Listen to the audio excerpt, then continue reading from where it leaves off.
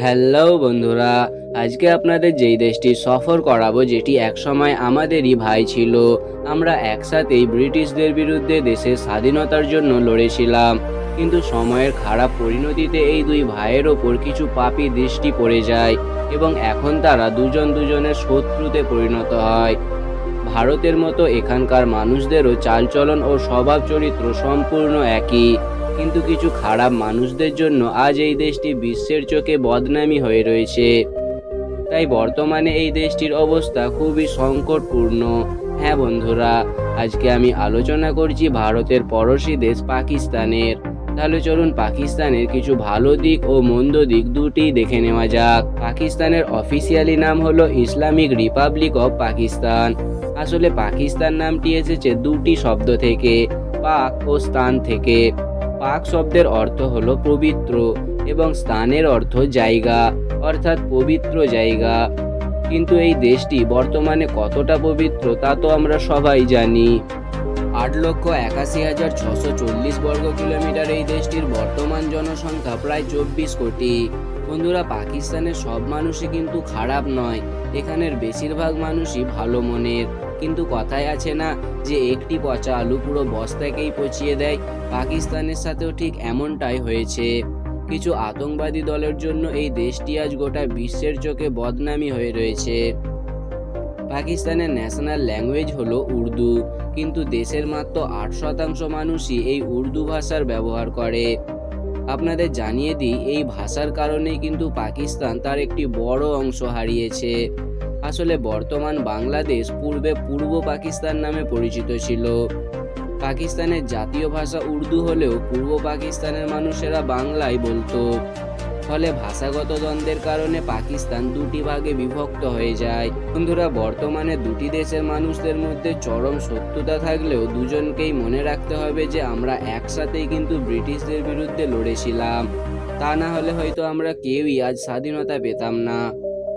ভারতের মাত্র একদিন আগে পাকিস্তানকে স্বাধীন করা হয়। পাকিস্তানের রাজধানী হলো ইসলামাবাদ, কিন্তু পাকিস্তানের সবথেকে বড় শহর হলো করাচি। করাচি বিশ্বের দ্বাদশ সবথেকে বড় শহর। ভারতের দুটি রাজ্য যা পাকিস্তানেও রয়েছে, কাশ্মীর ও পাঞ্জাব। পাকিস্তানের জনসংখ্যার একটি বড় অংশ হলো পাঞ্জাবি। ভারতের মতো এখানেও সমস্ত পাঞ্জাবি রীতিরেওয়াজ পালন করা হয়। ক্রিকেট খেলাতেও পাকিস্তান বেশ এগিয়ে। ইন্টারন্যাশনাল ক্রিকেট টুর্নামেন্টে পাকিস্তানি ক্রিকেট টিম একটি ভালো জায়গা দখল করে নিয়েছে। 1992 সালে পাকিস্তান আইসিসি ওয়ার্ল্ড কাপ জয় করেছিল, যাতে নেতৃত্ব দিয়েছিল পাকিস্তানের ফেমাস ক্রিকেটার ইমরান খান, যিনি পরবর্তীতে দেশের প্রধানমন্ত্রী হন। ফুটবলেও পাকিস্তান সবার থেকে এগিয়ে, তবে ফুটবল খেলাতে নয়, ফুটবল উৎপাদনে। বিশ্বের 70% ফুটবল পাকিস্তানি উৎপাদন করে। খেলাধুলার পাশাপাশি এই দেশটি শিল্প দিক থেকেও অনেক এগিয়ে। এখানে আপনি বড় বড় সিঙ্গারদের দেখতে পাবেন, যারা ইন্ডিয়ান বলিউডে অনেক গানই করেছেন।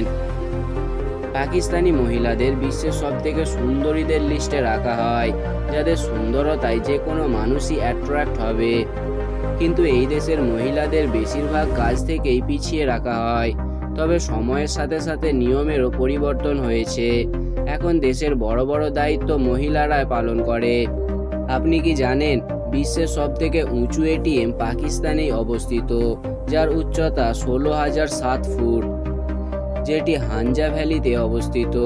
এটি পাকিস্তানের ন্যাশনাল ব্যাংকের এটিএম। পাকিস্তানে অবস্থিত বিশ্বের সবথেকে পুরনো সভ্যতার মধ্যে একটি, যার নাম মেহেরগড়, যেটি 6,000 ঈসাপুর পুরনো।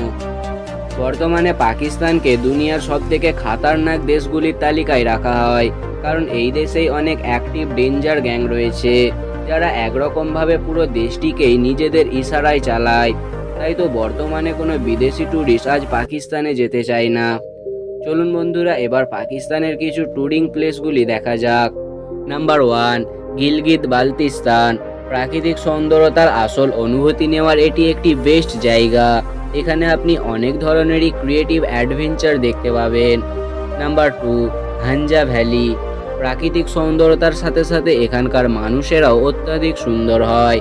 এখানে 80 বছরের মানুষদেরও একদমই ফিট দেখা যায়, কারণ এদের রোগব্যাধি খুবই কম হয়। এরা প্রকৃতির উপর পুরোটাই নির্ভরশীল। এছাড়াও পাকিস্তানে অবস্থিত Multan city, Karakoram mountain, Kailash valley, Jhelum valley ছাড়াও আরও অনেক অ্যাট্রাকটিভ জায়গা। তো বন্ধুরা, আজকের এই পাকিস্তান সফরটি আপনার কেমন লাগলো কমেন্টে অবশ্যই জানান। দেখা হচ্ছে অন্য কোনো দেশের সফরে।